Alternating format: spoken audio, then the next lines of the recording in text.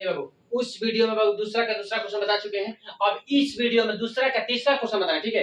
Question कह रहा है कि रोहन की माँ उससे 26 वर्ष बड़ी थी। किसका माँ? रोहन की माँ कितना वर्ष बड़ी थी? 26 वर्ष बड़ी थी, ठीक है। फिर क्वेश्चन कह रहा है उनकी वर्ष में का गुणनफल अब से 3 वर्ष पश्चात 360 हो जाएगी।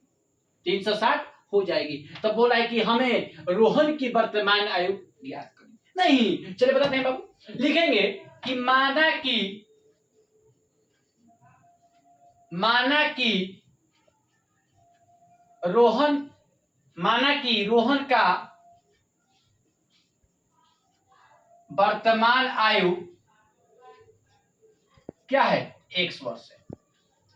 माना कि रोहन की वर्तमान आयु क्या है? x वर्ष है। नहीं, तथा रोहन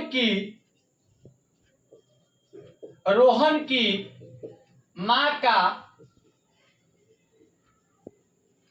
वर्तमान आयु बराबर क्या हो जाएगा?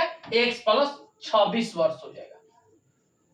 नहीं, माना कि रोहन की वर्तमान आयु x वर्ष है तथा रोहन की मां के वर्तमान आयु x प्लस 26 वर्ष है। नहीं, चलिए लिखते हैं बाबू।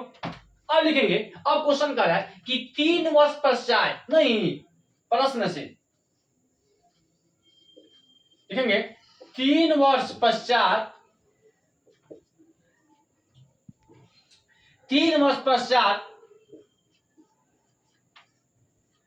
रोहन की आयु x प्लस क्या हो जाएगा? 3। नहीं, 3 वर्ष पश्चात रोहन के, जब वो पश्चात कहेगा तो क्या करेंगे? प्लस करेंगे, ठीक है। पर जब पश्चात क्वेश्चन में कहेगा, जब भी क्वेश्चन आपको पूछेगा और जब क्वेश्चन करेगा पश्चात करिए, मतलब उसको क्या करें? जोड़ दें। 3 वर्ष पश्चात कह रहा है, नहीं तो x प्लस 3, नहीं तो x प्लस 3 कर दें। x प्लस 3 क्या हो जाएगा? वर्ष, क्योंकि वर्ष में क्वेश्चन है तो वर्ष में हो गया। नहीं, अब क्या करें बाबू? फिर लिखेंगे कि 3 वर्ष पश्चात रोहन की मां की आयु, रोहन की मां की आयु क्या हो जाएगा? x प्लस 26, ठीक है। और उसमें क्या कर रहा है? फिर रोहन क्या है तो उसमें क्या करेंगे? प्लस 3 जोड़ देंगे, तो ये आपका हो जाएगा क्या? x प्लस 29 वर्ष हो जाएगा। नहीं, अब क्या रहा है बाबू कि रोहन की मां की आयु और रोहन की वर्तमान आयु, रोहन की आयु और प्लस रोहन की मां की आयु, दोनों का गुणनफल क्या है? 360। नहीं, चलिए लिखेंगे बाबू कि रोहन का वर्तमान क्या है? पुनः से लिखेंगे कि x प्लस 3 और x प्लस 29, इसका जो गुणनफल है वो किसके बराबर है? 360 के बराबर। नहीं, अब इसको हम लोग निकाल देंगे और द्विघात समीकरण को टर्म लाई जाएंगे, आपका क्या हो जाएगा? वही आंसर हो जाएगा। नहीं, क्वेश्चन का द्विघात समीकरण के रूप में निरूपित करना है। चलिए बताते हैं। अब क्या करेंगे बाबू? पहले अब इसमें गुना करेंगे, x में x से गुना करेंगे तो x स्क्वायर हो जाएगा। 29 में x से गुना करेंगे प्लस 29x हो जाएगा, प्लस 3 में x से गुना करेंगे 3x हो जाएगा, प्लस 29 में 3 से गुना करेंगे 87 हो जाएगा, बराबर 360। इतना बात समझ में आएगा बाबू? देखिए x में x से गुना x स्क्वायर हो जाएगा, 29 में x से गुना 29x हो गया, 3 में x से गुना 3x हो गया, 29 में 3 से गुना करें प्लस 87 हो गया, नहीं बराबर 360। अब देखिए बाबू क्या करेंगे?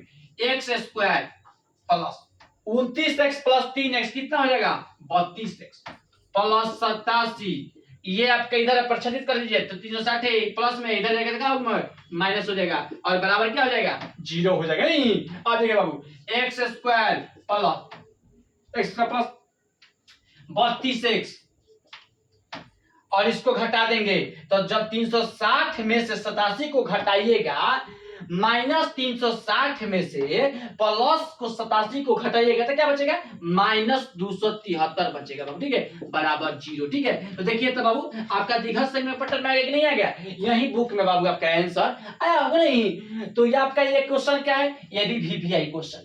ठीक है, जो भी आप डिपार्टमेंट का नौकरी की तैयारी करिएगा, ये आपका एग्जाम ये सब क्वेश्चन बहुत बहुत पूछता है नहीं, तो इसको मन लगा के पढ़िएगा। और ठीक है, अब जो भी टीचर बता बोर्ड पर समझा रहे हैं उसको बात को बस बढ़िया से समझिएगा, इस कितना बढ़िया सब क्वेश्चन है। ठीक है, तो द्विघात समीकरण का क्वेश्चन करके द्विघात समीकरण के रूप में निरूपित करो। तो देखिए बाबू, द्विघात समीकरण के रूप में क्या कर दिए, निरूपित कर दिए। नहीं, यही बाबू आपका बुक में आंसर आया होगा। ठीक है।